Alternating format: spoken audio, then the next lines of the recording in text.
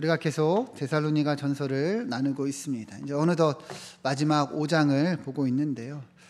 여러분 한번 기억을 하고 또 우리가 마음에 새길 수 있으면 좋겠습니다. 데살로니가 전서는 바울이 2차 전도 여행 때 여기서 복음을 전하고 많은 사람들이 이제 믿게 되는 역사가 일어나는데, 근데 유대인들의 박해로 인해서 이곳을 떠나게 되므로 이 교회의 소식이 궁금하여 디모데를 보내고 이 디모데가 소식을 가져왔는데 이 믿음으로 교회가 잘 성장하고 있다는 이야기를 듣습니다. 그래서 이 교회에 편지를 쓰게 된 것이 데살로니가 전서라고 했습니다.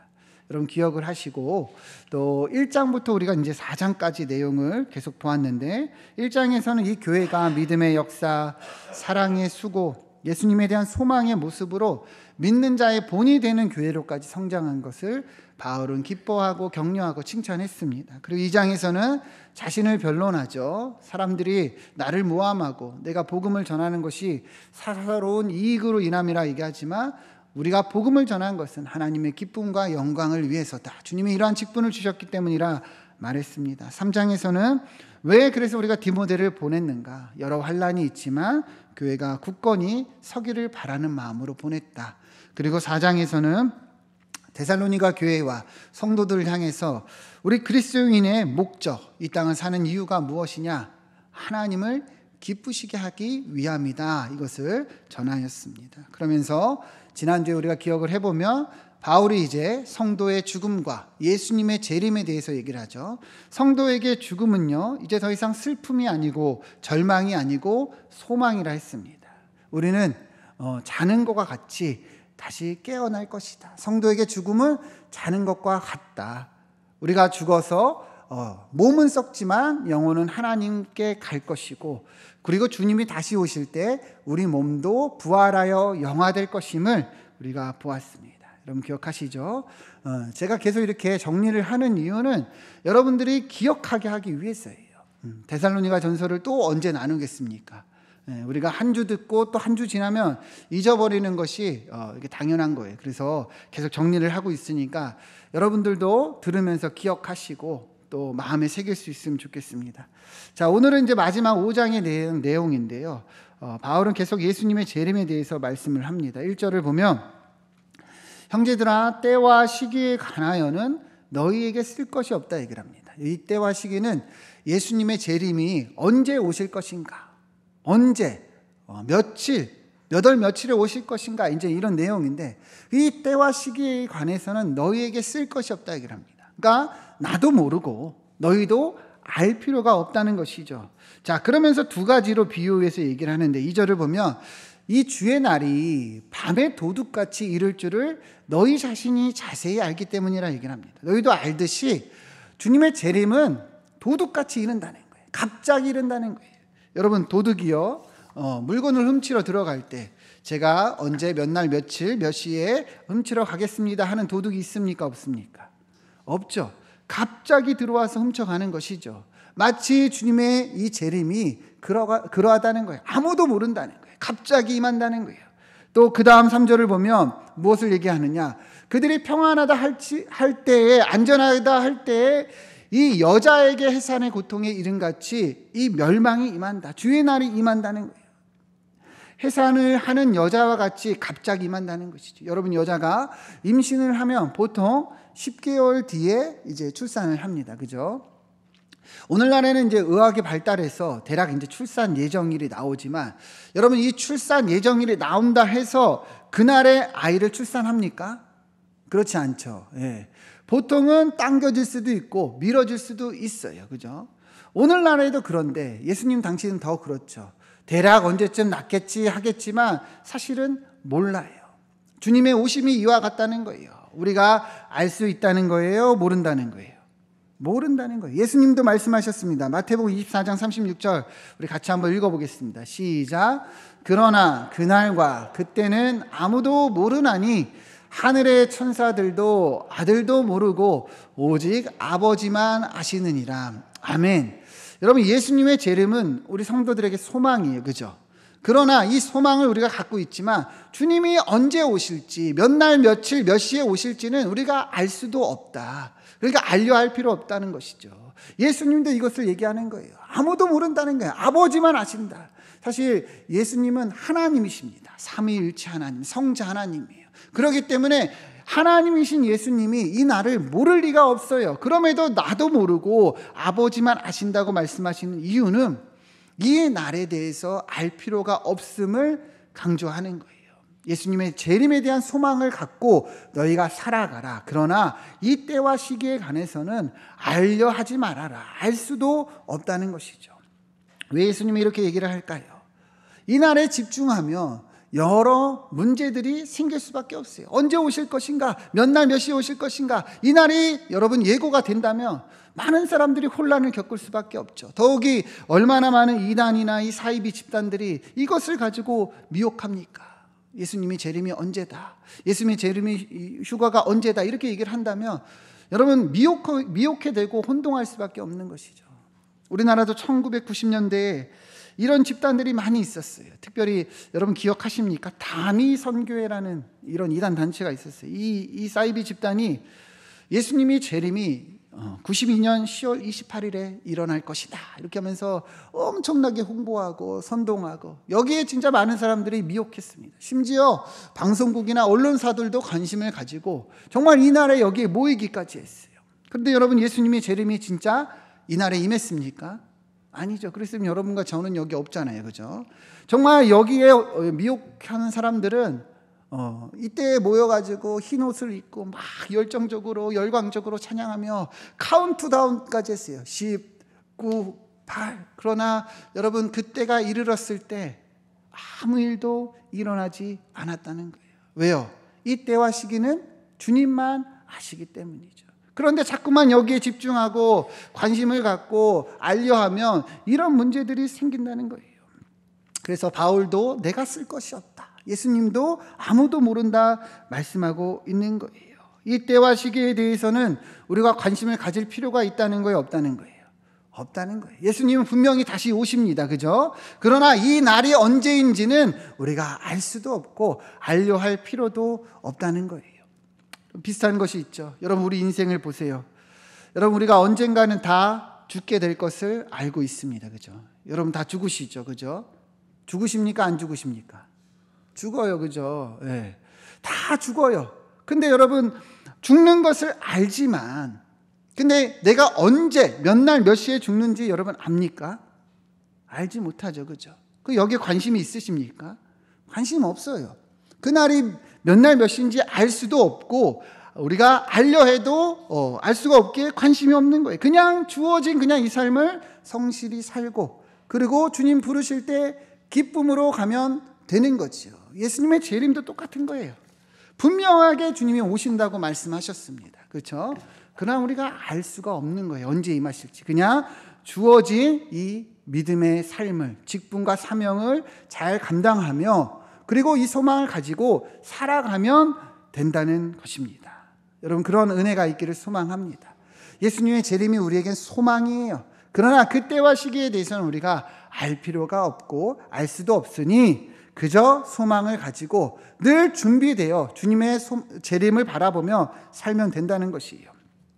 자, 4절 보시면 자, 형제들아 너희는 어둠에 있지 아니하매 그날이 도둑같이 너희에게 임하지 못하리라 바울은 얘기를 합니다. 앞서 바울은 이 3절에서도 뭐라고 얘기를 했냐면 마치 회사라는 여자와 같이 임박히 임한다. 그날이 멸망으로 그날이 두려움으로 그렇게 재앙처럼 임한다 얘기를 했습니다. 사실은 이런 의미는 믿지 아니하는 자들에게 임하는 것이죠. 그렇죠? 그러나 우리 믿는 이 하나님의 자녀들에게는 예수님의 재림이 그러한 날과 같이 임하지 않는다는 거예요. 4절 맨 앞에 보면은 원래는 원어로 보면 그러나라는 접속사가 있습니다. 그러니까 믿지 아니하는 자들에게는 멸망의 날처럼 갑자기 임하지만 그러나 형제들아 너희 믿는 자들에게는 그날이 그렇게 임하지 아니한다는 거예요. 왜 그러냐? 너희는 어둠에 있지 아니하기 때문이다. 그래서 도둑같이 임하지 않는 거예요. 5절 보면 우리는 어둠이 아니라 다 무슨 아들이라고 얘기합니까? 빛의 아들, 낮의 아들이기 때문에 밤이나 어둠에 속하지 아니하였으니 그날이 그렇게 멸망의 날로 임하지 아니한다는 거예요. 성경을 보면요, 여러분 이 어둠과 빛은 늘 대조적이고 상징적인 의미로 많이 쓰였습니다. 여러분 한번 잘 들어보세요. 어둠이라는 의미는 무엇이냐? 어둠이라는 뜻은 무엇이냐? 어둡다는 것은 여러분 주변이 어떻습니까? 깜깜하다는 거죠. 깜깜하면 여러분 보입니까? 안 보입니까? 안 보여요. 그러면 우리가 주변을 인식할 수도 없고 알 수도 없죠. 그래서 성경에서 말하는 어둠은 보지 못한다는 거예요. 알지 못한다. 누구에 대해서? 하나님에 대해서. 그러니까 하나님에 대해서 무지한 것을 이렇게 어둠이라고 표현을 합니다. 그러면 여러분 하나님을 모르고 알지도 못하고 이 어둠에 있으면 하나님을 모르니까 당연히 예수님의 재림도 알 수가 있어요? 없어요? 없어요. 그러면 이 예수님의 재림을 더더욱이나 준비할 수가 없죠. 그죠? 그러면 이날이 도적같이 임하는 거예요. 이날이 갑자기 멸망의 날로 임한다는 것이죠. 그러면 반대로 물어보겠습니다. 그럼 빛은 어떨까요? 빛은 어떤 의미일까요? 빛이라는 의미는 반대로 보인다는 거죠.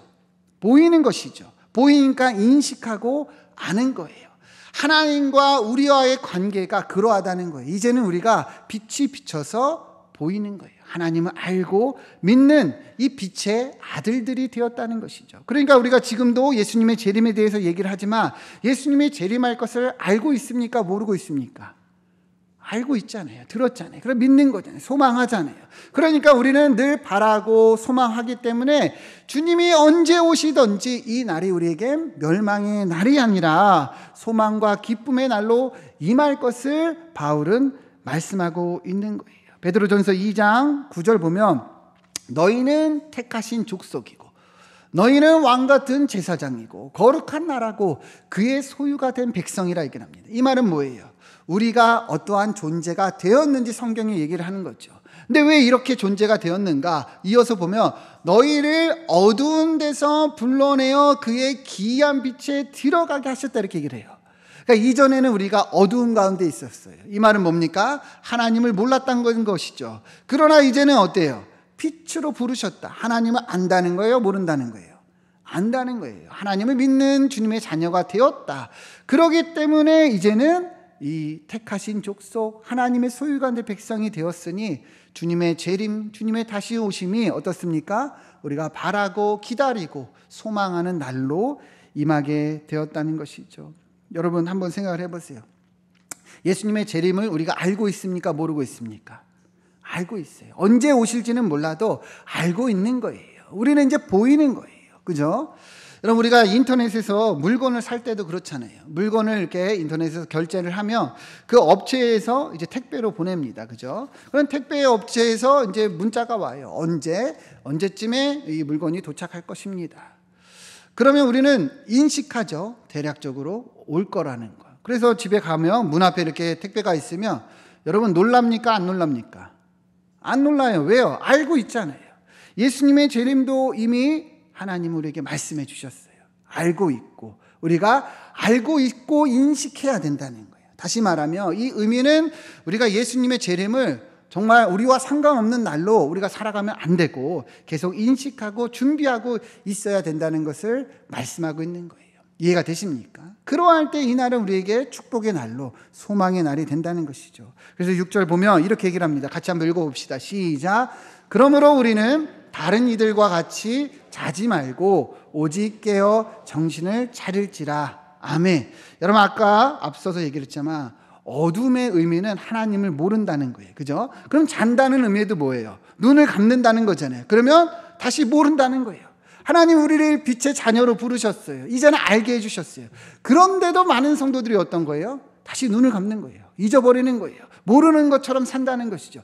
그러면 된다는 거예요? 안 된다는 거예요? 안 된다는 거예요. 늘 주님의 오심과 재림을 바라보고 알고 깨어 있으라는 것이죠. 이해가 되시죠? 여러분 이 의미는요 예수님의 재림만을 얘기하는 것이 아니에요. 우리 신앙생활도 다 똑같습니다. 우리의 신앙생활도 분명하게 이제는 어둠에서 빛으로 불러내셔서 우리가 이제 빛의 아들들이 되게 하셨습니다. 그죠? 그러면 우리는 보입니까? 안 보입니까? 보여요. 그죠? 이전에 어둠에 있을 때는요 몰랐어요. 하나님을 몰랐고 하나님과 나 사이에 어떤 걸림돌이 있는지 불편함이 있는지 몰랐어요. 그냥 그래서 내가 주인 되고 내 마음대로 내가 하고 싶은 대로 다 살았죠. 그죠? 그러나 이제는 예수 그리스도의 이 십자가의 은혜로 우리가 이제는 보이게 됩니다. 이거를 뭐라 그러냐?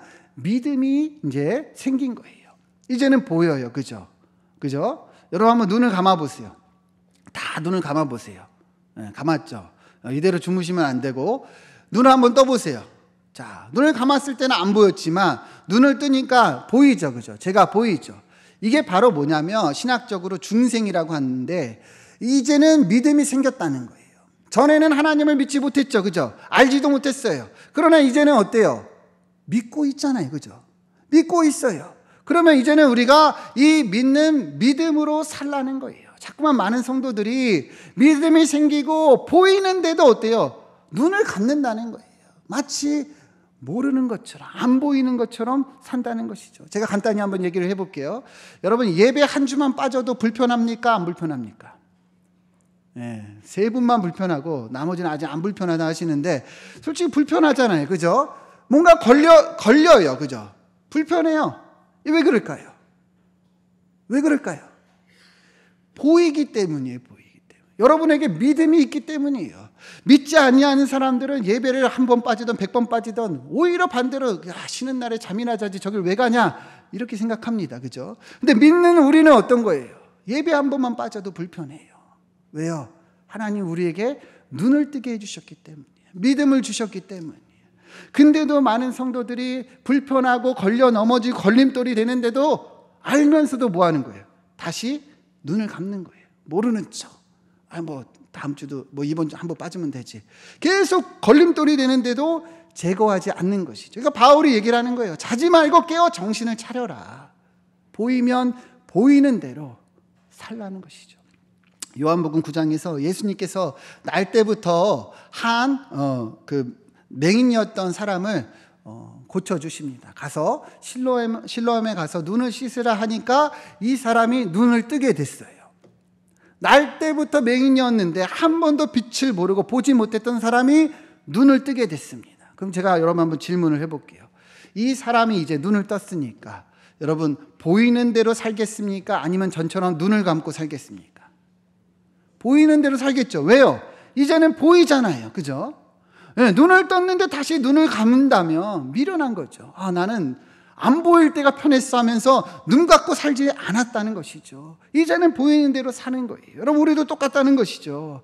전에는 우리가 모르고 살았어요. 그러나 이제는 하나님 우리에게 믿음을 주셨기 때문에 보여요? 안 보여요? 보이잖아요. 우리에게 믿음을 주셨기 때문에 이 믿음으로 다 느껴진다는 거예요. 여러분 그렇기 때문에 불편하고 걸림돌이 되고 그리고 돌아가는 것 같을 때 여러분 우리가 정신을 바로 차리고 오늘 말씀처럼 깨어서 바르게 행해야 된다는 거예요. 여러분 이것이 우리의 믿음입니다.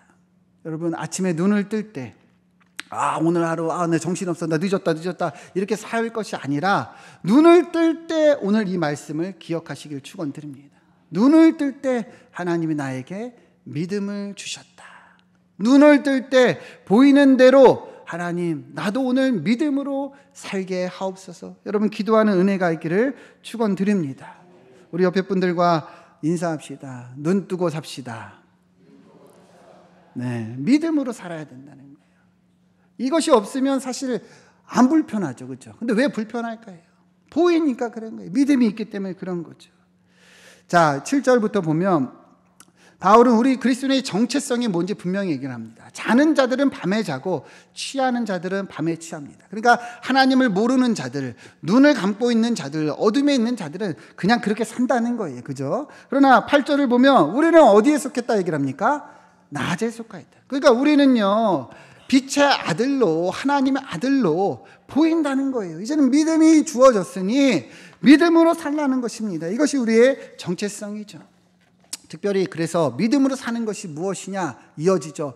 믿음과 사랑과 구원의 소망의 투구를 쓰자. 다시 말하면 세 가지예요. 믿음, 사랑, 소망.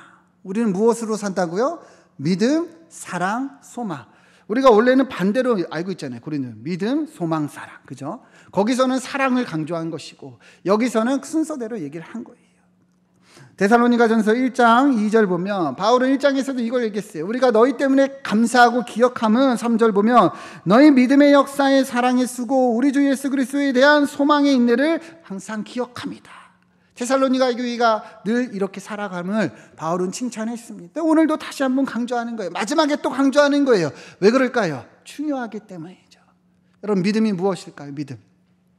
여러분, 믿음이 있습니까? 믿음. 우리 믿음이라는 것은 앞서도 얘기했지만 눈을 뜨는 거예요. 보이는 거예요. 특별히 믿음이라는 것은 이제는 하나님이 보이는 거죠. 하나님이 우리 인생의 주관자, 통치자, 그리고 주권자라는 것을 아는 겁니다. 그래서 믿음이라는 것은 하나님을 의지하며 사는 것입니다. 여러분, 하나님을 의지하십니까? 의지하십니까? 아니면 믿는다 말하면서 여전히 내가 주인 되고 내가 주관하고 내 마음대로 내가 하고 싶은 대로 다 살면서 하나님 도와주세요, 우리가 이러고 있지 않습니까? 여러분, 믿음으로 살기를 축원드립니다. 하나님이 우리 삶을 이끌고 계세요. 그래서 우리는 늘 하나님께 기도하고 의지하며 주의 말씀 앞에 서는 것입니다. 내가 그 길을 계획해도 인도하시는 것은 누구십니까? 하나님이시다는 거예요. 여러분, 이러한 믿음이 있어야 되는 거예요. 여러분, 인생을 한번 돌아보세요. 얼마나 많은 일들이 있었습니까? 얼마나 많은 역경과 고난이 있었습니까? 그래도 하나님은 다 이기게 하셨고 오늘 이 자리에 우리를 부르신 것을 여러분 기억할 수 있길 소망합니다. 믿음으로 살기를 축원드립니다.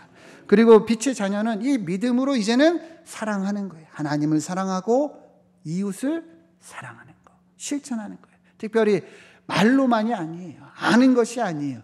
행함과 진실함으로 사랑해야 됩니다. 우리 주변을 돕고 나누고, 그것이 주님이 원하신다는 거예요. 여러분, 사랑이 능력인 줄 믿습니다. 사랑은 모든 것을 참고 모든 것을 이기고 모든 것을 견딘다 했습니다. 사랑할 때 그런 역사가 일어나는 거예요. 여러분이 속한 주변, 교회, 가정 사랑하기를 축원드립니다. 그렇게 또 소망을 갖는 거죠. 계속 소망 우리가 보았죠. 죽어도 우리에겐 소망이 있고, 예수님이 다시 오실 때 소망이 있고, 특별히 이 초대교회 바울이 데살로니가 전서를 쓸 때는 이 교회에 환란이 엄청 많았어요. 그래도 소망을 가지라는 거예요. 여러분들의 삶에도 걱정 있죠. 근심 있죠. 안 되고 힘들고 정말 왜 나만 이럴까 하는 경우들도 있을 거예요. 그러나 소망을 가지시기를 축원드립니다. 주님이 우리의 소망이 되어주시고 또 우리를 인도하심을 분명히 말씀하고 있다는 거예요.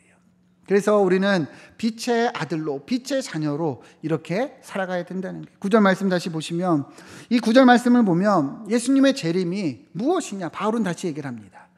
하나님이 우리를 세우심, 주님이 다시 오실 때 우리를 분명히 심판대 앞에 세우실 것입니다. 그죠? 근데 왜 심판대 앞에 세우십니까? 이제는 우리를 심판하고 멸망하려는 것이 아니라, 노하심에 이르게 하심이 아니라 그리스도로 말미암아 구원을 받게 하기 위함이라는 거예요. 데살로니가 교회는, 또 많은 성도들은 사실은 예수님의 재림을 소망으로 바라보기가 어려웠어요.